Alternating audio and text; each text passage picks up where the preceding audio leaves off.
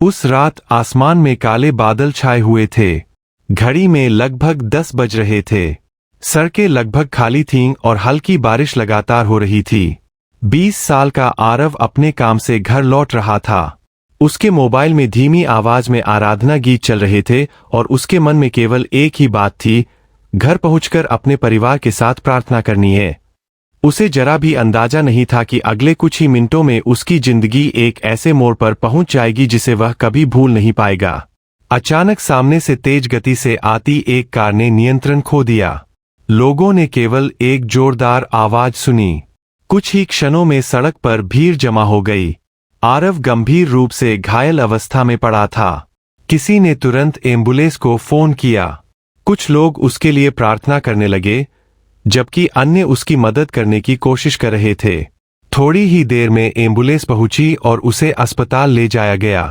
अस्पताल में डॉक्टरों की टीम तुरंत इलाज में जुट गई। परिवार को बुलाया गया। डॉक्टर ने कहा, चोटें गंभीर है, हम पूरी कोशिश कर रहे हैं, लेकिन अभी कुछ भी निश्चित नहीं कहा जा सकता। यह सुनकर उसके पिता की आंखें भर आईं। उसकी मां ने रोने के बजाय अस्पताल के एक कोने में घुटनों पर बैठकर प्रार्थना शुरू कर दी। उन्होंने कहा, हे प्रभु यीशु, हमें इस कठिन समय में धैर्य और विश्वास दीजिए। जो आपकी इच्छा हो वही पूरा हो। धीरे धीरे कलीसिया के लोग भी अस्पताल पहुंच गए। किसी ने बाइबल से भजन संहिता 23 पढ़ी, किसी ने प्रार्थना की, तो किसी ने परिवार को धारस बंधाया। रात बहुत लंबी लग रही थी। हर बार जब आईसीयू का दरवाजा खुलता, सबकी नजर डॉक्टर की ओर चली जाती। समय जैसे रुक गया था।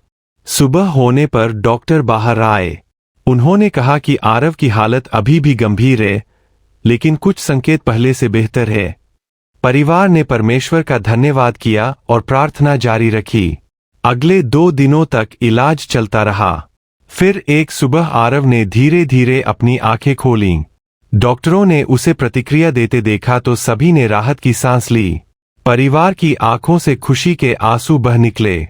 इलाज और पुनर्वास में कई सप्ताह लगे। जब आरव पूरी तरह स्वस्थ हुआ तो उसने अपनी गवाही साझा की। उसने कहा, उस कठिन समय ने मुझे सिखाया कि जीवन का हर दिन एक उपहार है। मैंने जाना कि विश्वास केवल अच्छे दिनों के लिए नहीं होता, बल्कि कठिन समय में भी आशा बनाए रखने की शक्ति देता है। उस दिन के बाद आरव का जीवन बदल गया। उसने लोगों की मदद करना शुरू किया, बाइबल का अध्ययन किया और जहां भी अवसर मिला, आशा, प्रेम और विश्वास का संदेश साझा किया। उसकी कहानी सुनकर कई लोग प्रेरित हुए कि कठिन परिस्थितियों में भी निराश होने के बजाय विश्वास और साहस बनाए रखना चाहिए। प्रिय मित्रों, इस कहानी का उद्देश्य यह दावा करना नहीं है कि हर कठिन परिस्थिति का परिणाम एक जैसा होगा। जीवन में कई बार परिस्थितियां हमारी इच्छा के अनुसार नहीं होती, लेकिन विश्वास, प्रार्थना और आशा हमें कठिन समय का सामना करने की शक्ति दे सकते हैं। बाइबल हमें याद दिलाती है कि परमेश्वर अपने लोगों को कभी नहीं छोड़ते और हर परिस्थिति में उनके साथ रहते हैं। यदि आज आप किसी बीमारी, आर्थिक परेशानी, पारिवारिक तनाव या किसी अन्य कठिनाई से गुजर रहे हैं, तो निराश मत होइए। प्रार्थना कीजिए, परमेश्वर पर भरोसा रखिए और धैर्य के साथ आगे बढ़िए। चाहे परिस्थितियां कैसी भी हों, आशा बनाए रखना और एक दूसरे का सहारा बनना बहुत महत्वपूर्ण है। आइए अंत में प्रार्थना करें।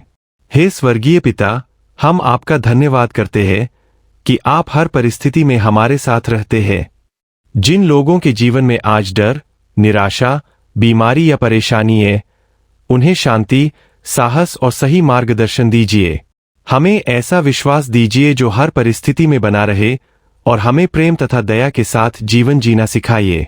प्रभु यीशु के नाम में प्रार्थना करते हैं, आमीन। यदि यह संदेश आपके हृदय को छू गया हो तो इसे अपने प्रियजनों के साथ साझा करें और ऐसे ही प्रेरणादायक बाइबल आधारित संदेशों के लिए हमारे चैनल को सब्सक्राइब करें। प्रभु आपको आशीष दे।